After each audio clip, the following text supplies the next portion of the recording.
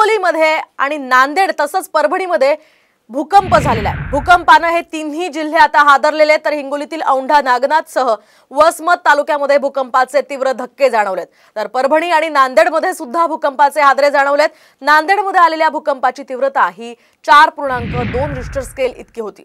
तर परभणीमध्ये 7:15 आलेल्या भूकंपाची नोंद 4.2 रिश्टर स्केलमध्ये नोंदवण्यात आलेली आहे। त्यामुळे या परिसरातील नागरिकांमध्ये सध्या भीतीचं वातावरण आहे। नांदेडमध्ये सुद्धा भूकंपाचे हे धक्के जाणवलेले आहेत आणि त्या पार्श्वभूमीवर आता या लोकांना घाबरू नका असं आवाहन सुद्धा केलं जात आहे।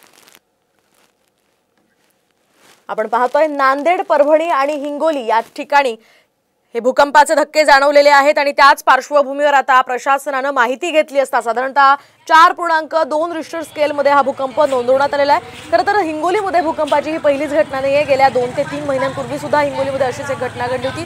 मात्र तो भूकंप जो होता फार काही तीव्र नव्हता। आता सुद्धा त्याच प्रकारचा हा भूकंप आहे।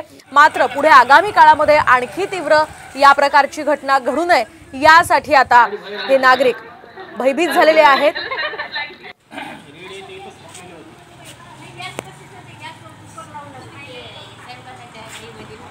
एकूणच आपण पाहतोय नांदेड, हिंगोली आणि परभणी या तिन्ही जिल्ह्यांमध्ये हे भूकंपाचे हादरे जाणवलेले आहेत आणि या तिन्ही जिल्ह्यांमध्ये सध्या हे नागरिक जे आहेत ते